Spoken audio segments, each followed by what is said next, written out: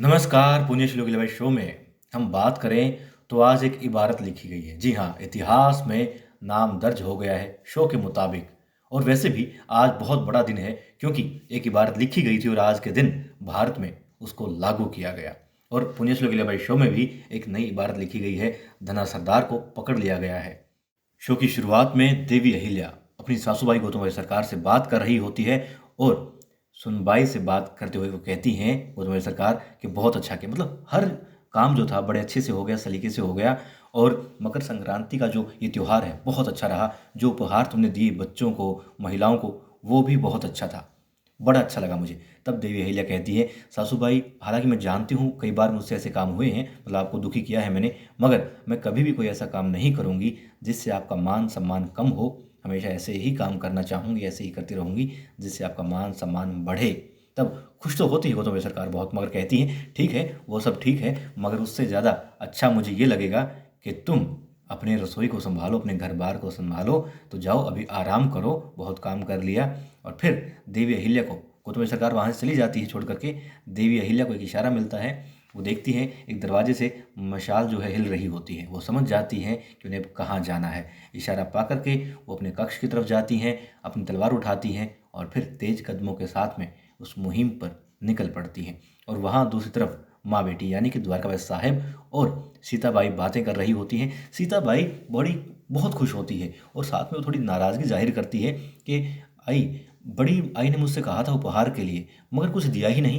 तो वो कहती हैं तुम अपनी आई को, बड़ी आई को जो है अभी तक समझी नहीं हो, उन्होंने ऐसे ही कह दिया तुम्हारा मन बहलाने के लिए। और फिर वो कहती कि अच्छा है, मतलब तुम्हें कुछ नहीं दिया। और क्योंकि मुझे डर लगता है जब भी वो कहती हैं कि कुछ खास उपहार होगा जो तुमने कभी नहीं देखा, मतलब कि तुम बहुत खुश हो जाओगी, बहुत अनोखा है, तब कुछ ना कुछ हमारे साथ गड़बड़ हुआ है। डर है इस बात का द्वारका साहिब के मन में।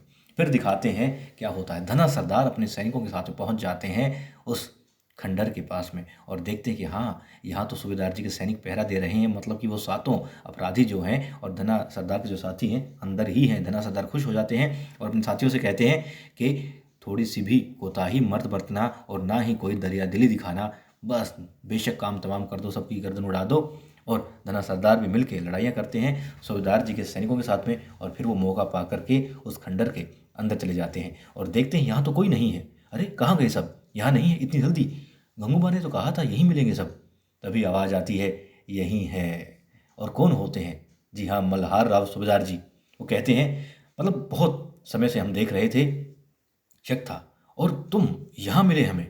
तभी धना सरदार भागना चाहते हैं मगर उन्हें पकड़ लेते हैं मल्हार राव सूबेदार जी और उनका मुखौटा उतार देते हैं। अब दोनों तलवारें होती हैं धना सरदार के हाथ में, मगर शर्म इतनी होती है कि तलवारें हाथ से गिर जाती हैं। और फिर मतलब कान पकड़ रखा होता है धना सरदार का मल्हार राव सूबेदार जी ने, ऐसा लग रहा है, मतलब गले पर हाथ है उनका। और वो कहते हैं कि तुम हमारे दोस्त, समधी, मित्र, विश्वास पात्र और एक इतने महत्वपूर्ण पद पर हो, और तुमने ऐसा काम किया। क्या कमी रह गई थी हमारे अंदर? तुम्हें क्या चाहिए था, क्या लालच था? तुम एक बार कह देते, यदि हम मना करते तो अलग बात थी। बहुत ही मतलब कि दुखी मन से, दुखी हृदय से बात कर रहे थे धना सरदार से सूबेदार जी। और फिर वो कहते हैं बताओ तुम्हारे साथ क्या कोई और भी शामिल है? उनका इशारा था उनके जावेद साहब की तरफ। वो कहते नहीं, गुन्नू जी को तो पता भी नहीं मैंने क्या किया है, ये मैंने ही किया है और विश्वास कीजिए पहली मर्तबा मैंने ये काम किया है। तो वो कहते तुम्हें अब भी लगता है कि हम तुम पर विश्वास करेंगे? ये तुम्हारी मूर्खता है अगर तुम ऐसा सोचते हो धना सरदार। फिर क्या होता है? फिर दिखाते हैं महल के अंदर। महल के अंदर सीताबाई अब अपने घर को लौट रही होती है और अपनी माँ द्वारकाबाई साहब के साथ में होती है। फिर आ जाती है हरकूबाई गौतमबाई सरकार के साथ में और कहती हैं सीताबाई घर जा रही हो, लो एक बार फिर से हल्दी कुमकुम करवा लो। और फिर वो कहती हैं आई साहब आपने मुझे उपहार के लिए कहा था मगर दिया नहीं। वो कहती हैं हाँ मुझे भी अच्छा नहीं लगा, उपहार के लिए बोला था मगर नहीं दिया। मैंने तुम्हारे लिए आगरा से साड़ी और दागिने मंगवाए थे मगर ना जाने क्यों नहीं पहुँचे अभी तक, एक दो दिन में आ जाएंगे, फिर दूंगी तुम्हें। वो कहती नहीं मुझे तो अभी चाहिए था।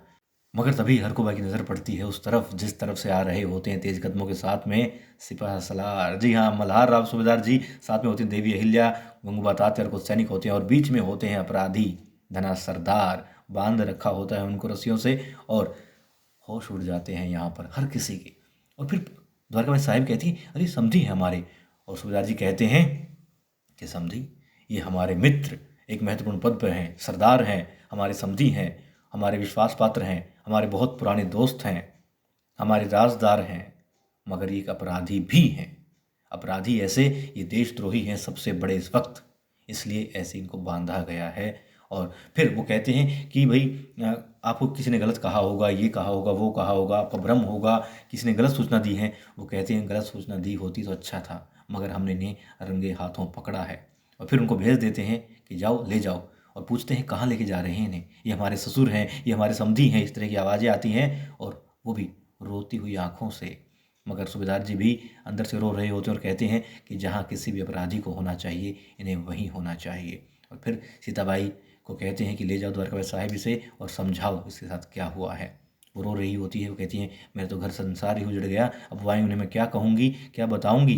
तो वो कहते हैं समझ जाएगी भी। और देवी अहिल्या से सूबेदार जी कहते हैं अहिल्या तुमने बहुत अच्छा किया, ये सब तुम्हारी समझ ही है, तुम्हारी सूझबूझ है कि इतना बड़ा अपराधी पकड़ा गया, धना सरदार का असली चेहरा हमारे सामने आ पाया।